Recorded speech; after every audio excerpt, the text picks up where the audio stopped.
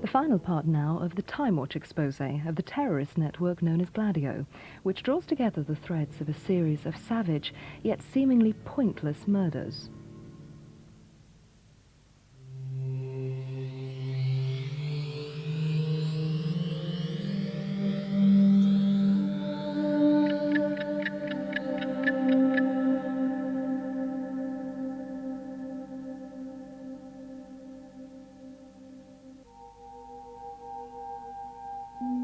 Years of innocence and peace in Belgium were shattered in the early 1980s. Citizens with no expectations of violence were murdered while shopping.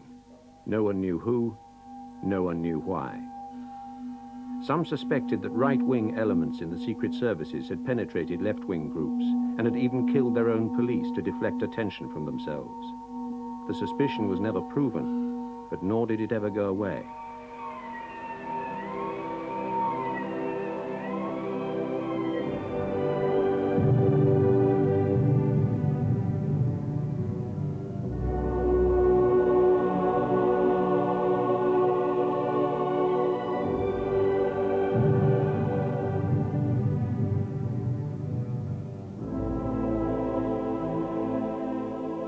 Top secret. There may be times when host country governments show passivity or indecision in the face of communist subversion. U.S. Army intelligence must have the means of launching special operations which will convince host country governments and public opinion of the reality of the insurgent danger. U.S. Army intelligence should seek to penetrate the insurgency by means of agents on special assignment, with the task of forming special action groups among the most radical elements of the insurgency. I never heard such a thing, frankly. I don't know the origin of the statement, and you can find any statement in any country. I mean, you can find jackass statements anywhere. I suspect it is an authentic document. I don't doubt it. I never saw it, but it's the kind of special forces military operations that are described. On the other hand, you've got to recall that the Defense Department and the President don't initiate any of those orders until there is an appropriate occasion. It's Supplement B of Field Manual 3132. It's 12 pages long. It's not a hell of a big thing, but if it's not authentic, then you need to ask somebody what is it doing in the classified manual section of most field manual libraries. Era un documento che mi consegnò un mio carissimo amico che faceva parte della CIA prima di rientrare in sede. Disse: prenditi questo, quando hai un ritaglio di tempo leggitelo. The field manual is an old forgery designed to show that there's some kind of accusing the United States basically of what the Soviet Union was doing in Italy, which was creating a secret underground paramilitary organization capable of acting to subvert Italian democracy. Je suis originaire de la région du nord de la province de Luxembourg. J'étais à ce moment-là gérant de banque et j'étais aussi un ancien du régiment paracommando.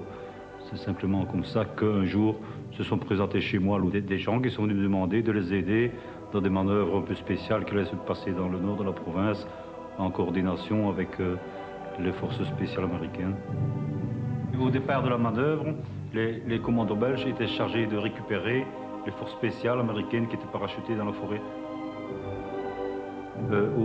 Après cette opération, ils devaient se diriger donc vers des points de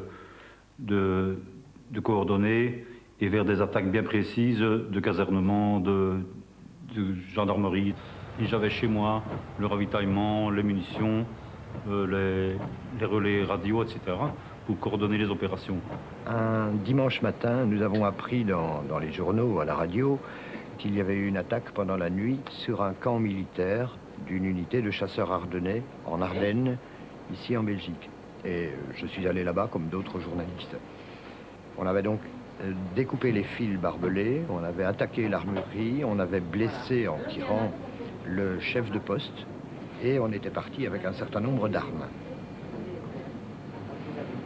J'ai pu pénétrer dans le camp parce que je connaissais certaines personnes Et à l'intérieur du camp, je me suis aperçu qu'il y avait des militaires étrangers, notamment des Américains. Quelques jours avant, il y avait eu des bavures, c'est-à-dire que les Américains étaient trop motivés. Ce sont des gens quand même qui ont, dans la quarantaine, tous officiers, c'est comme des mecs solides.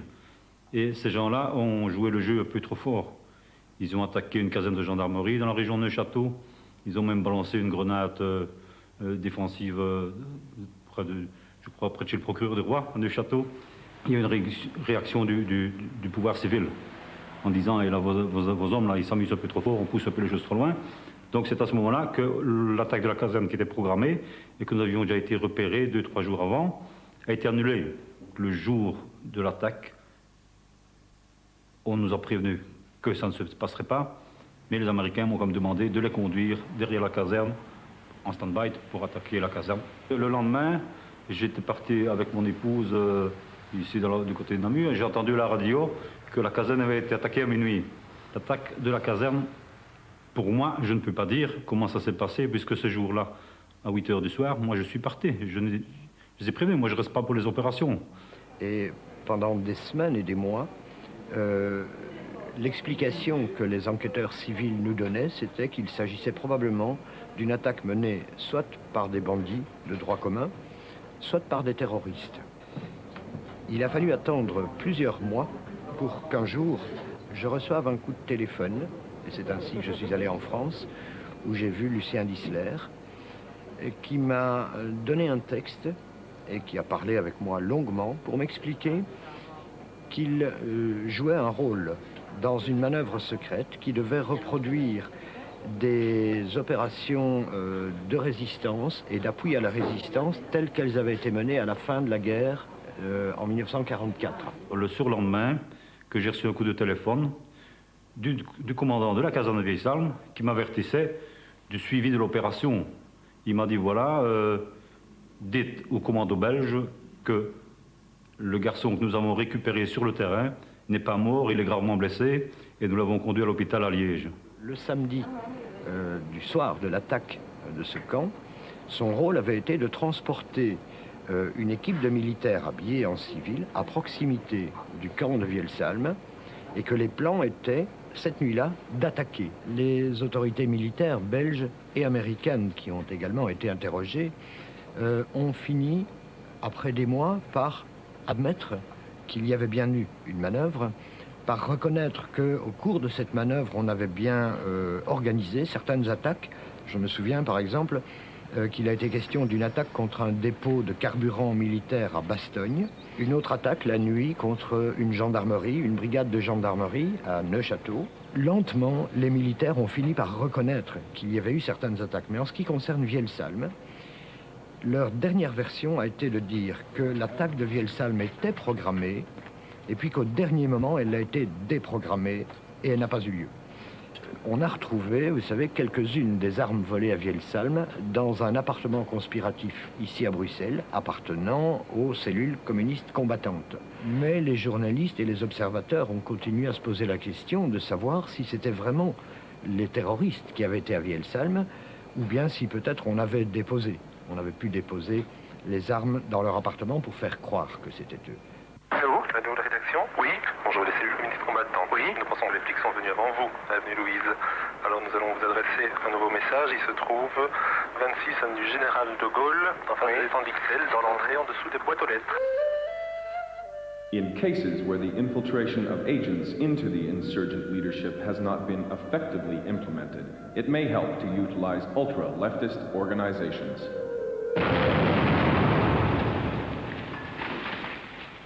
Il me paraissait très significatif que dans les années 80, s'était développé un terrorisme de type médiatique qui utilisait les médias pour provoquer un choc dans l'opinion et dans la classe politique. Alors ce terrorisme pouvait avoir deux origines, soit une terrorisme d'extrême gauche ou d'extrême droite, être le fait de gouvernements étrangers ou de services de renseignement et d'action étrangers, un terrorisme qui vise à déstabiliser la société démocratique. Vous savez, en Belgique, il y a un certain nombre d'affaires non élucidées où une bande, vraisemblablement, a perpétré de très nombreux meurtres au milieu des années 80. Et on ne sait toujours rien de cela. Et certains ont imaginé qu'il pouvait y avoir une volonté de déstabiliser le régime démocratique dans notre pays. En hij ziet er gemaskerde mannen uit en dingen er van achter komen. En hij zegt tegen zijn klein, laat u vallen, zei hij, want ze zijn daar. En daarmee is hij willen vluchten. Hè.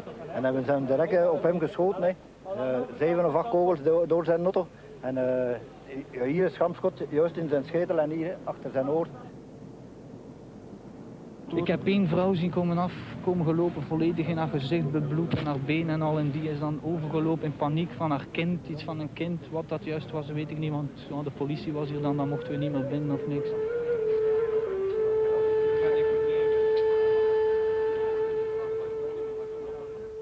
My name is Martial McCeux. I used to be with the Belgian Gendarmerie. I left Belgium in August '84 after precise death threat against my kids. In beginning of December 1983, I did go personally to the BSR, who were doing the investigation about the killing. I was surprised that no arrest had been made, and I knew that I did report myself what was going on, and we were expecting killing like that. Random killing, going to supermarket and killing people, and even kids. I believe they killed about 30 people. So I told the gentleman I met, Lior Lice, member of the Gendarmerie or the army, are there involved in that. His answer was, shut up, you know, we know. Take care of your own business, get out of here.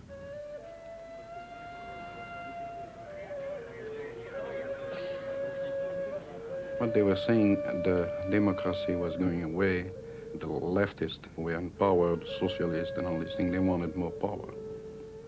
Ces crimes avaient troublé profondément l'opinion parce qu'ils ne paraissaient pas être justifiés par la seule considération du gain ou de ce que l'on pouvait prendre dans des grands magasins, que le meurtre gratuit et inutile d'une série de personnes pouvait procéder d'une intention politique qui rappelait celle qui avait causé des ravages en Italie, dans la guerre de Bologne, par exemple, l'attentat qui avait fait 80 morts parmi des victimes totalement innocentes. Nous pensions qu'il pouvait donc avoir un soubassement politique à l'activité des tueurs du Brabant wallon. Jean-Claude Garot edited and owned the Belgian magazine Pour. In its pages, he ran a series of exposés of Belgian neo-fascist groups. L'organisation du Front de la Jeunesse existait depuis plusieurs années et c'était, disons, une nouvelle structure, mais avec des personnalités qui avaient déjà été dans des structures politiques avant cela, dans d'autres structures. Le Front de la Jeunesse est un mouvement politique qui est né en 1974, qui a existé jusqu'en dans les années 1980 en tant que tel, et qui était un mouvement politique, un mouvement militant essentiellement, qualifié d'extrême droite, hein, mais qui était essentiellement un mouvement de jeunes et un mouvement militant. Il y a eu Jeune Europe, il y a eu Front de la Jeunesse, et puis ça a encore changé. Donc, en fait, le nom des structures politiques changeait, mais on retrouvait souvent des mêmes personnalités qui passaient de structure en structure. Et par exemple, Dossogne a fait partie de plusieurs structures. Alors, on a mené toute une série d'actions, le Front de la Jeunesse a mené toute une série d'actions qui dérangeaient beaucoup à l'époque, parce que nous remettions en question une série de choses, je vais dire, qui étaient relativement bien établies, ou si vous voulez, relativement bien établies. Et le Front de la Jeunesse a beaucoup dérangé, et le Front de la Jeunesse a tellement dérangé qu'on a en fait voulu le casser. On soupçonnait qu'il y avait un centre nerveux décisionnel qui était entouré de cercles successifs qui déléguaient des tâches à chacune d'entre elles, avec naturellement un problème. C'est que plus les tâches étaient déléguées, quand elles arrivaient au cercle périphérique éloigné du centre nerveux, il y avait des erreurs. Dans les Ardennes, c'est une des erreurs de fonctionnement. Pour recréer, disons, l'ensemble de leur noyau d'intervention actif, donc paramilitaire, ils avaient besoin de former et d'encadrer des éléments d'extrême droite. Anciens paracommandos, anciens militaires, membres de la gendarmerie, militants d'extrême droite. On a condamné les militants du Front de la Jeunesse pour avoir tenu des camps soi-disant paramilitaires. En fait, à l'heure actuelle, si vous voyez ce que font les scouts, ou ce que font certaines sociétés en matière d'incentives, par exemple, ils font beaucoup plus que ce que le Front de la Jeunesse n'a jamais fait. Une de ces organisations flamandes, VMO, Vlaams Militanten Orde, avait une section active de combat et qu'ils désiraient entraîner. Alors ils ont entraîné ce groupe dans un camp, dans les Ardennes, et donc une activité de ce type où on emploie des tirs de fusils mitrailleurs, des lancements de grenades, ça fait du bruit, ça éveille des attentions.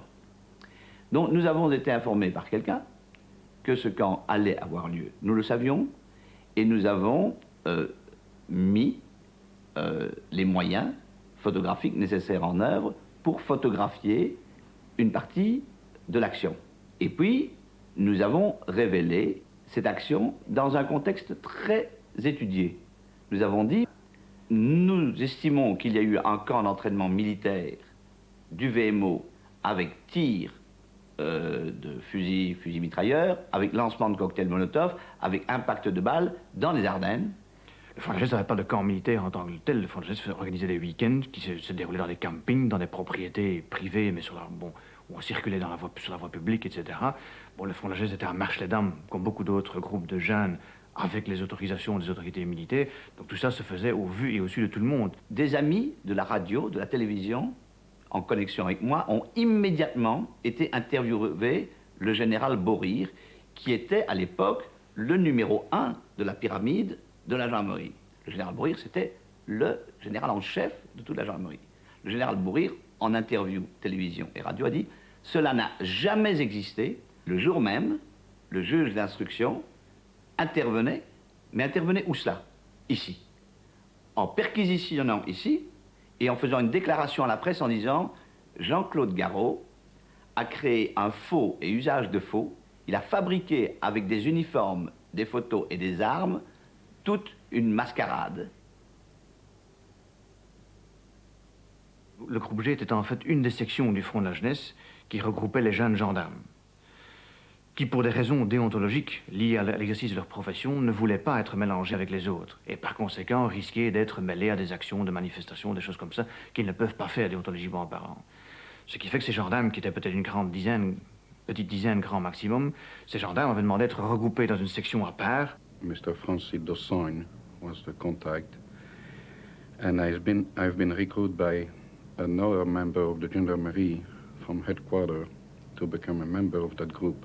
Only police officer was inside that group. It was called the Group G, G for gendarmerie. Le Q a fait partie du groupe G. Il a été même parmi les premiers qui ont fait partie du groupe G.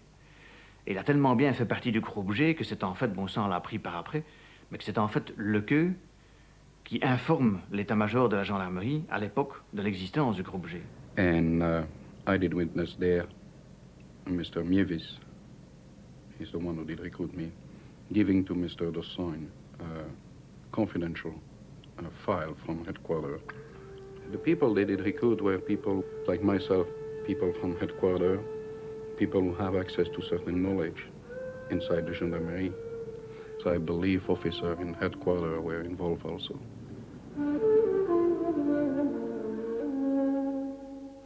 Paul Latinus a été découvert, alors qu'il était inconnu, lors d'une de mes interviews par hasard. Rapidement, j'ai mené une enquête. Et cette enquête m'a montré comment Paul Latinus avait été implanté dans le Front de la Jeunesse avec des missions bien particulières. D'apprendre au Front de la Jeunesse comment s'organiser dans des actions violentes. Attaque de café d'immigrés arabes, camp d'entraînement militaire, manière de se faire encadrer pour la surveillance. Alors la structure de Westland New Post, je rappelle aussi que c'est la structure identique pour tous les morceaux, pour tous les quartiers de la même tarte. C'est toujours le même principe. Vous avez un état-major au-dessus. Au-dessus de cet état-major, vous avez ces deux grandes directions qui apportent soit l'assistance économique, soit l'assistance de besoin, d'autorité immédiate. Bon, ces gens-là, en haut, on ne les connaît pas. Ils ne sont connus que des personnes clés, des personnages clés. En Europe, en l'occurrence, il y avait 9 personnages clés. Un des 9 était Paul Latinus. Le Earth Anti-Communist League, eux ne peuvent pas agir dans une portion du monde, ni partout en même temps. Eux, pour faire quelque chose, ils le feront faire. Par qui? Par des compagnies amies faisant partie du même système. Vous avez l'Europe divisée en 8 avec un centre. Nous avions le groupe centre pour la Belgique, l'ouest de l'Allemagne, le nord de la France et pratiquement la majeure partie des Pays-Bas. Latinus avait été chargé de constituer et de structurer ce groupe comme une armée secrète, un peu sur le modèle de l'ASS. Il y avait un service secret, un service de sécurité à l'intérieur du groupe. Chaque membre du groupe portait un double nom, un nom de code, généralement des noms allemands. Chaque membre ne connaissait pas l'autre et on recrutait dans ce groupe par parrainage. Et celui qui était recruté ne connaissait pas les autres membres de l'équipe. On peut créer une branche action avec ceux qui sont les plus physiques. On peut créer une branche, je vais dire intellectuelle. Ce sont ceux qui vont gérer le renseignement. Donc de l'information, de l'action et de l'université. L'université, pourquoi? Parce qu'on a parfois besoin d'un scientifique, d'un laborantin pour un produit bien spécial, comme dans une brigade judiciaire, bon, il y a toujours le labo. Ce cheveu, à qui appartiendrait-il? Bon, on n'est pas allé jusqu'aux cheveux, mais des produits chimiques, une demande à la limite, une demande d'explosifs, ça se fait vers la branche universitaire. Quelque chose de spécial, bien entendu, on ne vous parle pas d'un bâton de TNT, des produits beaucoup plus spéciaux. Je reprends contact avec Paul Latinus.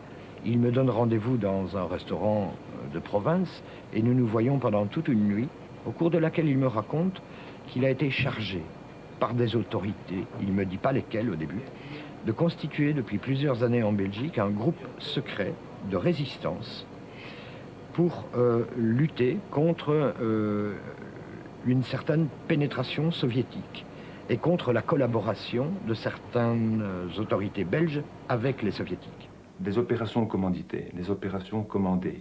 Paul Latinus, les recevant, doit, pour nous les faire faire, doit être certain d'une aide en cas de problème. Bon, on ne peut pas envoyer des jeunes, des moins jeunes, sur le terrain en disant que peut-être tantôt, dans 2 heures, dans 3 heures, ils se retrouvent avec une balle entre les 2 yeux. C'était les risques permanents. En cas de problème, ils se sont fait éventuellement prendre par une police communale. Pourquoi? Parce qu'il y a un contrôle d'identité. Bon, la police rentre comme un cheveu dans la soupe. On peut pas dire aux policiers, écoutez, nous sommes dans une telle mission, etc. Non, bon, d'accord, contrôle, qu'est-ce que vous faites là? On ne peut pas vous le dire. Clac, les menottes, et on est emmené pour un interrogatoire. Tout à fait classique. Dans ce groupe, il y avait également ce commissaire de la Sûreté de l'État qui a dit plus tard qu'il infiltrait ce groupe, mais qui néanmoins a donné des cours particuliers de filature dans un appartement d'un des responsables du groupe. Et ce commissaire arrivait avec une cagoule sur la tête, accompagné d'un garde de corps. On l'appelait le colonel, c'était son nom de code, et il disposait d'une carte du WNP avec les sigles secrets du groupe.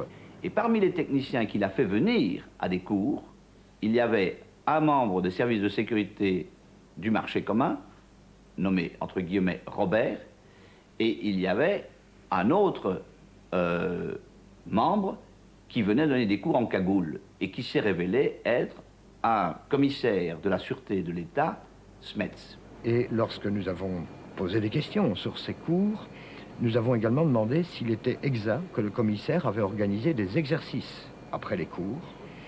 Et le commissaire a fini par admettre qu'il avait été sur les lieux d'un exercice au mois de mai 1984, ici dans Bruxelles. On avait dit aux jeunes qu'une jeune femme qui habitait Bruxelles était la maîtresse du terroriste Carlos, et on leur avait demandé de surveiller cette femme jour et nuit. Ces personnes ont donné des cours d'encadrement, de filature, d'armement. Robert a donné des cours de placement d'explosifs dans les cages d'escalier, a donné des cours de démontage et remontage d'armement et de tir, et également de tuer sans laisser de traces. lorsque je le rencontrerai quelques jours plus tard et dans les semaines qui suivent, et que je lui demanderai, mais qui t'a chargé de constituer ce groupe? Il va d'abord parler de la sûreté de l'État, et là nous avons pu vérifier, il travaillait pour la sûreté de l'État, il était payé pour la sûreté de l'État, et puis il parlera également d'autorités militaires étrangères, et lorsqu'on insiste, il finira par dire les services secrets militaires américains. Je confirme, il a rencontré des gens d'ambassade, mais j'ai jamais pu les rencontrer comme je vous rencontre aujourd'hui, à 2 mètres de distance. C'était pas le cas. Pourquoi? Parce que c'était pas mon domaine d'activité. Lui, c'était, si on veut dire, la diplomatie, c'est-à-dire les rapports avec les autorités étrangères.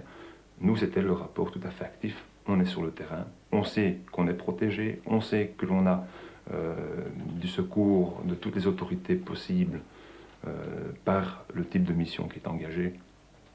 Si on me demande est-ce qu'il était à la solde des Américains, je ne peux pas vous dire qu'il en était à la solde, mais en relation suivie, ça oui, de toute façon. Nous avons appris qu'il y avait eu un autre exercice au mois de janvier jusqu'en février 1984. On avait dit à ces jeunes qu'il y avait un couple, ici également à Bruxelles, qui était probablement lié au KGB, qui étaient des agents du KGB et il fallait le surveiller.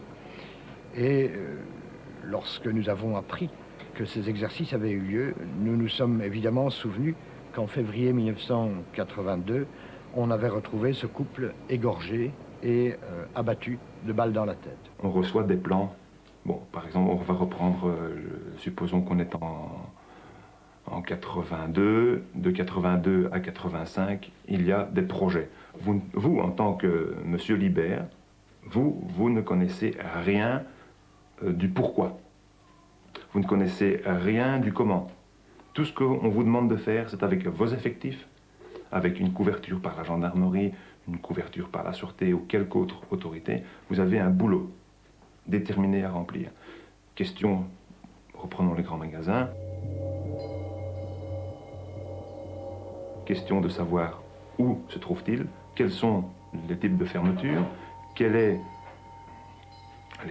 le style d'inspection sur place qui va, oui ou non, pouvoir interférer dans les opérations. Donc s'il y a un inspecteur du magasin même présent pour fermer les portes, si c'est une compagnie extérieure comme un Securitas ou un Intergarde, on a reçu des ordres, on a exécuté, on a rentré nos avis, les heures d'ouverture, les heures de fermeture, tout ce que vous pouvez connaître sur un grand magasin, comment sont installés les rayons, etc.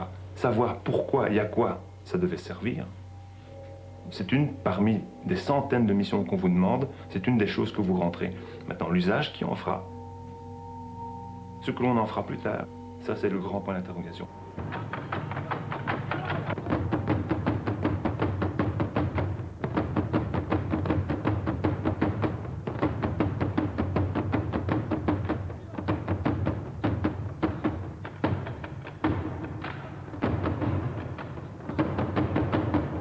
Où a-t-on abattu les victimes? Il y en a sur le parking, il y en a dans le magasin. Avant, pendant et après l'Holder? Avant, pendant, il y a ça. Simplement vu donc quelqu'un courant avec un masque de carnaval, avec un fusil. Mais le butin, c'est dérisoire, il doit être en dessous de 200 000. 200 000. Pas l'argent que l'on recherchait. Ça, c'est difficile à dire. Il avait un genre de masque comme au carnaval. Il avait un grand fusil, je ne sais pas ce que c'était exactement. Et quand je me suis avancé, il a fait un geste comme ça vers moi. Naturellement, je n'ai pas demandé mon compte. J'ai fait demi-tour et je suis allé vers la boucherie, vers l'arrière. The guns they were using were coming from the Fahrenheit way. And that's exactly what we did plan. It's to organize gangs and groups like that and let them go by themselves, but make sure they will survive and make sure to supply them and, you know, just to create a climate of terror in a country. After 4 years of random killings and hold-ups, the Brabant Wallon killers vanished. Then, after a year of silence, a phone call led police to a sack in a Belgian canal. In it, they found the weapons used in the killings and much of the loot. The caller never identified himself. They have two plans.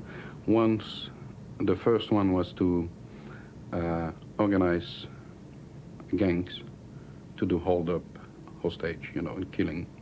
The second one was to organize a so-called left movement who will do a terrorist attempt, just to make the population believe that these terrorist attempts were done by the left. In Belgium, as in the rest of Europe, the 1968 student revolts in Paris, Brussels, Frankfurt and Milan led to the emergence of armed leftist action groups. The Red Army faction, Baader-Meinhof, Action Directe, and the Red Brigades, Le Brigate Rosse. On March the 16th, 1978, the Italian left-wing terrorists kidnapped the former Italian Prime Minister, Mr. Aldo Moro. On that day, the Italian Parliament was about to debate the inclusion of the Italian Communist Party in a government of national unity for the first time since 1948. Aldo Moro had long believed that this was the only solution for political stability in Italy.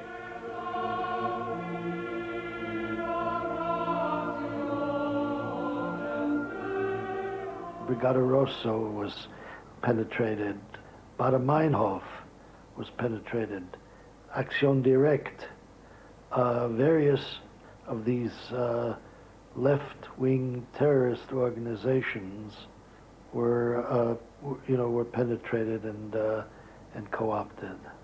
Le Brigate Rosse sono state infiltrate con notevoli difficoltà perché erano una struttura molto chiusa e direi anche efficiente, ma tuttavia ci sono state anche delle infiltrazioni notevoli che ci hanno portato a ottimi risultati. Federico Umberto D'Amato nasce come agente dei servizi di sicurezza della polizia, del Ministero dell'Interno, in epoca fascista, continua in epoca antifascista, forte della parentela col padre che è quest'ora, che è addetto alla commissione di epurazione dei poliziotti nel 1945-46, prosegue nella sua attività sempre a contatto con tutti i servizi segreti. Si è fatto anche di più nel campo della sicurezza e da parte europea questa volta, soprattutto quando ci furono les événements francesi, e cioè la rivoluzione del 68. Si vide che c'era una grave minaccia di sovversione e di terrorismo in Europa. E allora io proposi la costituzione di un comitato permanente europeo, a cui aderì anche la Svizzera, che sembra neutrale, ma volle aderire anche la Svizzera, tanto è vero che questo comitato si chiamò Club di Berna. È il fondatore del Club di Berna, perché su è l'idea di creare il Club di Berna, che poi si riunisce ogni anno e raduna tutti i servizi segreti europei e americani. La sua prima apparizione, evidente, provata, nella battaglia politica interna, risale al 1962, alla cosiddetta operazione manifesti cinese.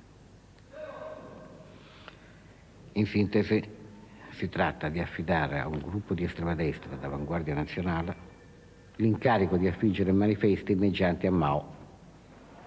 Cioè è il tentativo di creare un'ultrasinistra molto più spinta del Partito Comunista. Questa operazione viene decisa a Berna, a una riunione dei servizi segreti europei, americani e cinesi. Il club esiste tuttora e riunisce i servizi di sicurezza europei. Le aggiungerò che ogni volta che si riuniscono, siccome ne fui io il fondatore e il decano, mi mandano un saluto al padrino, che sono io. Le Brigate Rosse sono quindi conosciute, sono ampiamente infiltrate. Tutti gli aderenti alle Brigate Rosse erano conosciuti dalle forze di polizia, dai carabinieri, dai servizi di sicurezza. Io e altri compagni ci trasferimmo a Roma perché volevamo appunto fare un salto, noi dicevamo, politico e militare nell'iniziativa della nostra organizzazione. Dopo il sequestro di un magistrato, il nostro obiettivo era il sequestro di un uomo politico. Noi avevamo individuato appunto questa persona in Andreotti. Non arrivammo nemmeno a preparare un piano reale di sequestro perché io fui arrestato, io e Renato, e fummo arrestati tutti.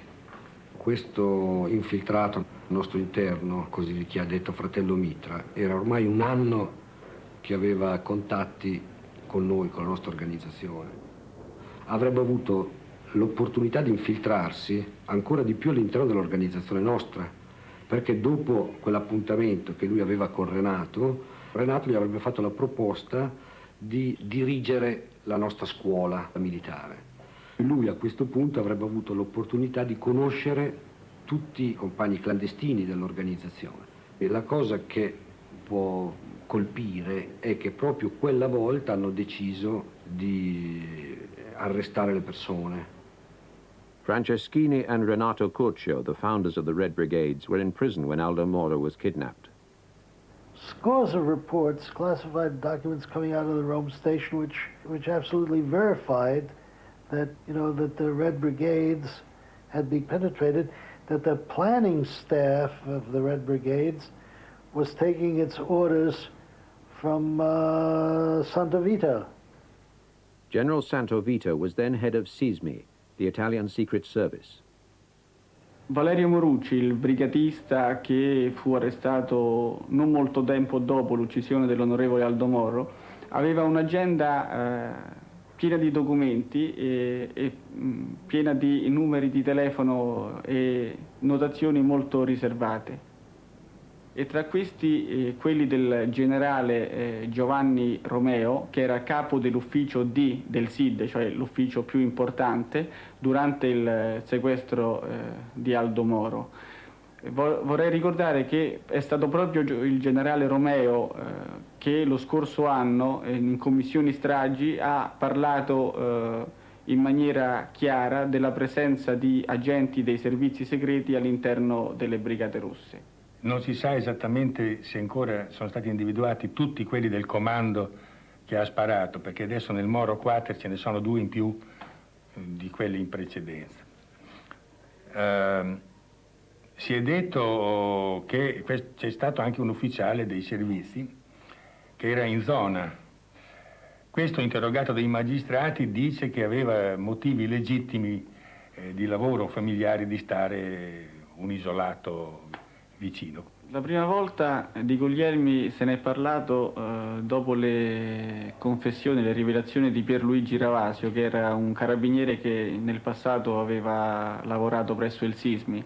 Ravasio, quando era agente dei servizi segreti, è stato addestrato a Capo Marraggio, cioè alla base di Gladio.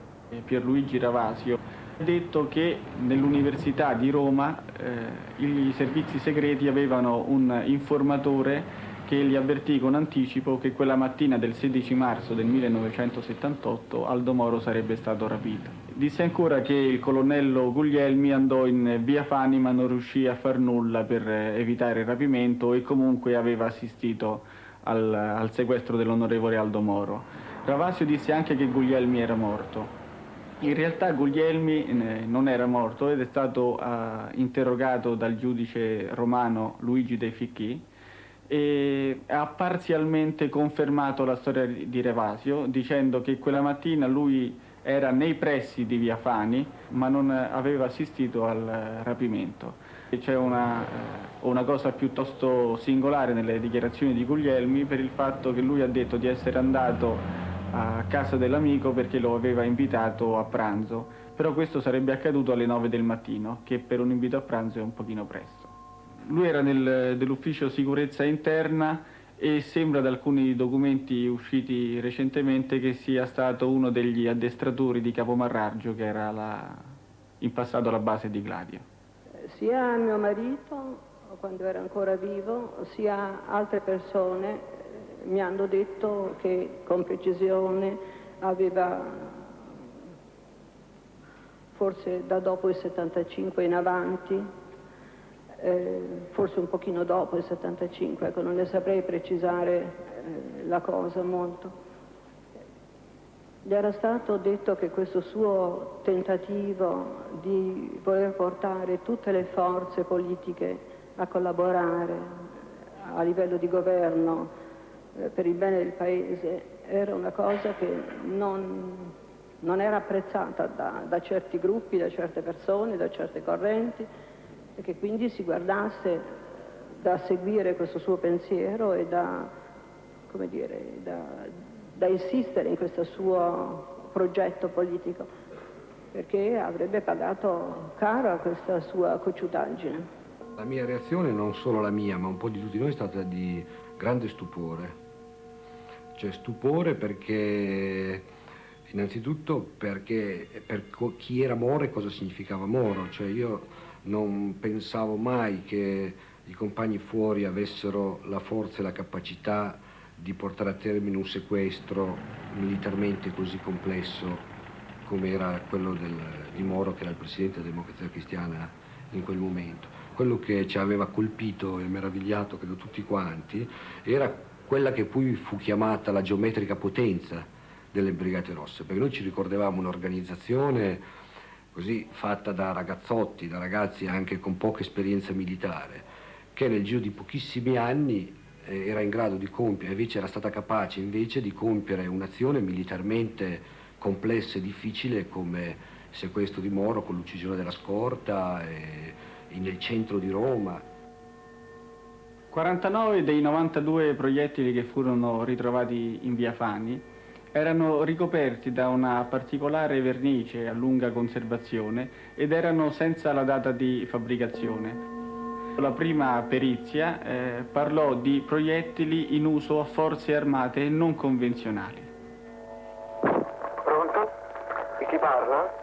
Indipendentemente dal fatto che lei abbia il telefono sotto controllo, dovrebbe portare un'ultima ambasciata alla famiglia. Ma io voglio sapere chi parla. Brigate Rosse, lei deve comunicare alla famiglia che troveranno il corpo dell'onorevole Aldo Moro in via Caetani. Va bene? Sì. Lì c'è una Renault 4 rossa. I primi numeri di targa sono N5. N5. Devo telefonare io alla famiglia? No, dovrebbe andare personalmente. E non posso. Non può? Dovrebbe per forza. Per cortesia, no.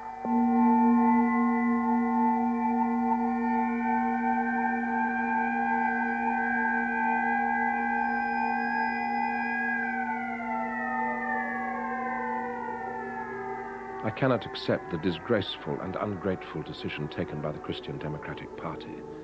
I will not absolve, nor will I exonerate anyone of their responsibility. No political or moral reason impels me to do so. My own cry joins that of my family, themselves wounded to death, and I hope that their cry will be heard independently. I don't believe the Christian Democratic Party has solved their problems by liquidating Moro. Because of this clear incompatibility, I request that at my funeral there be no one present representing the Italian state and no one from the political party. I ask to be accompanied by the few people who have really wished me well, those therefore that are worthy of accompanying me with their prayers and with their love. Kind regards, Aldo Moro. Nella Democrazia Cristiana la morte di Aldo Moro pesa ancora. E pesa la scelta che io ho fatto e che mi ha fatto diventare i capelli bianchi di praticamente sacrificare Moro per salvare la Repubblica. Nella tipografia delle Brigate Rosse, che fu scoperta immediatamente dopo l'uccisione di Aldo Moro, che era in via Pio Foà a Roma, fu trovata una stampatrice che proveniva dai servizi segreti, in particolare dal RUS, Raggruppamento Unità Speciali, che era il settore dei servizi segreti che si occupava del reclutamento dei gladiatori. By the time that Moro's body was discovered, the Italians had worked themselves into such a frenzy and such a terror about the Red Brigades that I think if the Red Brigades had appreciated just how frightened the Italian government was at that point, that they might actually have accomplished something. I mean, accomplished something political. The goal of terrorism, after all, is to terrorize. They had succeeded in terrorizing. They had terrorized the political class of Italy. Quando io parlo di ideale, io parlo oggi di un ideale di verità. Non è più un ideale ideologico. Io sono giunto alla conclusione non da oggi. che il fascismo è stata un'esperienza storica che è definitivamente tramontata, che è stata artefattamente mantenuta in vita. Quindi diciamo un ideale di verità rivolto non soltanto al passato ma anche al presente e al futuro. Questo ideale di verità esclude che io possa pentirmi di ciò che ho fatto, perché ciò che ho fatto, giusto o sbagliato che possa essere giudicato, l'ho fatto credendo profondamente e continuo a credere. E non posso quindi dissociarmi da questo passato. In cambio di cosa? Io voglio la verità che lo Stato nega. Posso mai concepire di dissociarmi per accettare dallo Stato quei benefici che concede a chi abiura e a chi riconosce un torto che non ha. Perché qui ci sono stati migliaia di ingannati, che sono stati dapprima ingannati, poi incarcerati e molti uccisi. Personalmente vorrei sapere anche perché mi sto facendo 17 anni di carcere. Cioè, cosa veramente, chi veramente può aver usato la mia vita? Cioè, mentre io credevo di muovermi in una certa direzione, forse c'era qualcuno, senza che io me ne rendessi conto, che mi faceva procedere in un'altra direzione. Io vorrei saperlo. Questi pupazzi, questi che i francesi chiamano automat e che noi chiamiamo automi, da automatos, cioè movimento automatico, e sono appunto questo tentativo di dar vita a un movimento, di dar vita a una vita che non esiste, ma che tuttavia appare nella sua immobilità e nel suo movimento, come lei vedrà, deliziosa. Qui ci troviamo con un automa che in fondo riassume un po' il nostro argomento. Direi che questo è l'automa della politica, questo è il giocoliere, le jongleur.